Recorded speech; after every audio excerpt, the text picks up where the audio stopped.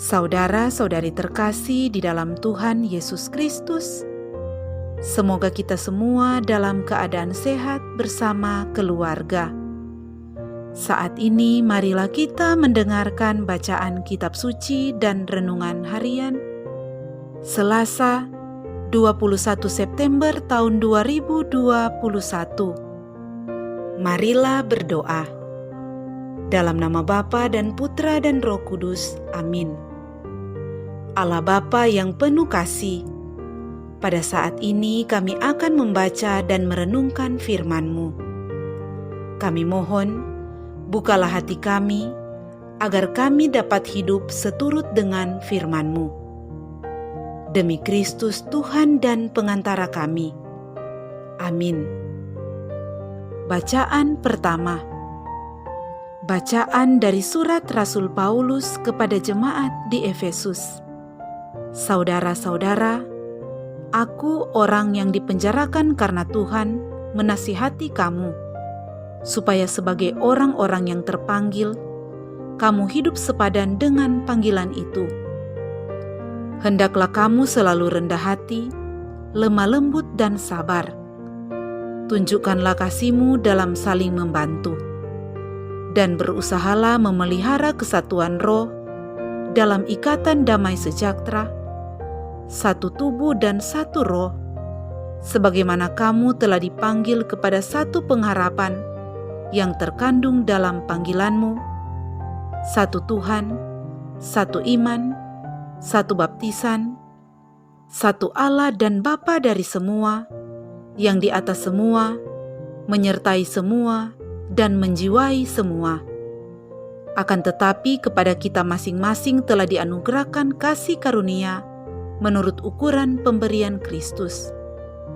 Dialah yang memberikan baik rasul-rasul maupun nabi-nabi, baik pemberita Injil, gembala umat maupun pengajar. Semuanya itu memperlengkapi orang-orang kudus bagi tugas pelayanan demi pembangunan tubuh Kristus.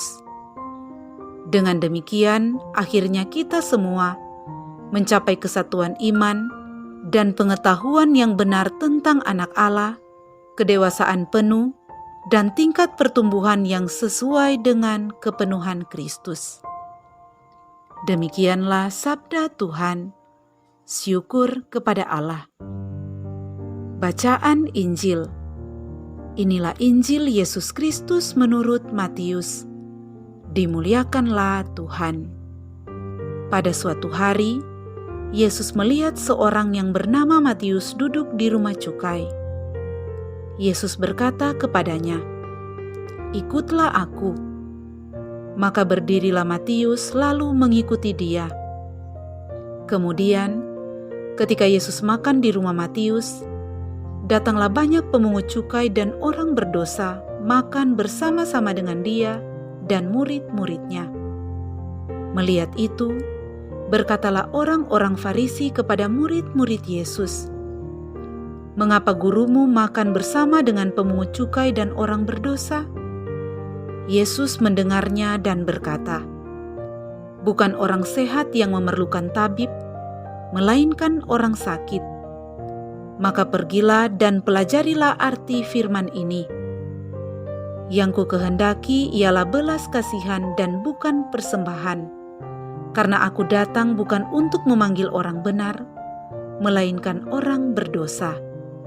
Demikianlah Injil Tuhan. Terpujilah Kristus.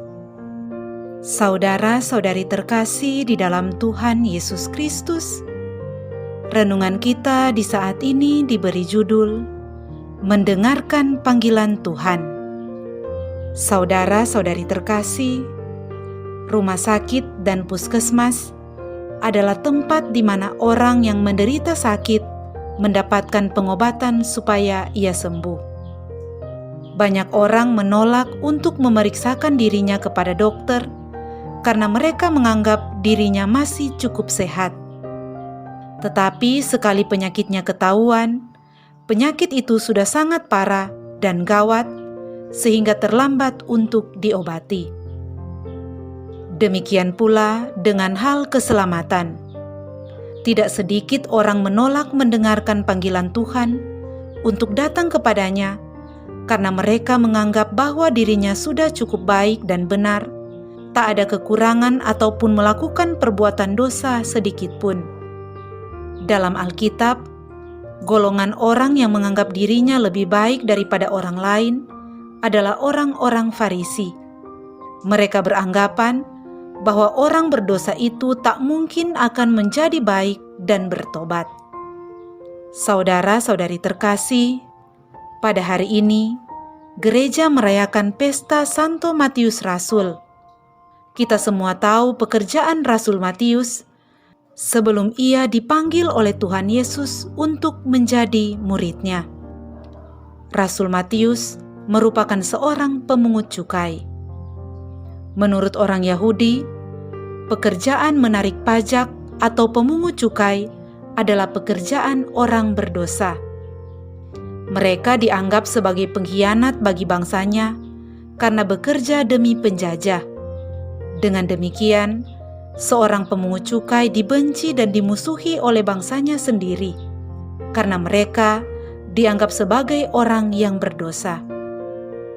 Saudara-saudari terkasih, dalam Injil hari ini dikisahkan, ketika orang-orang Farisi melihat Yesus makan bersama-sama dengan para pemungut cukai dan orang berdosa, orang Farisi menunjukkan ketidaksenangannya dengan berkata, "Mengapa gurumu makan bersama-sama dengan pemungut cukai dan orang berdosa?" Saudara-saudari terkasih, hal seperti ini juga mungkin pernah kita lakukan. Adalah lebih mudah bagi kita untuk melihat kelemahan, kekurangan, dan juga dosa yang diperbuat oleh orang lain.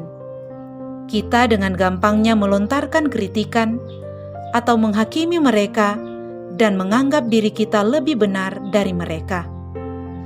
Dalam Injil, Tuhan Yesus berkata, "Mengapakah engkau melihat selumbar di dalam mata saudaramu, sedangkan balok di dalam matamu sendiri tidak engkau ketahui?"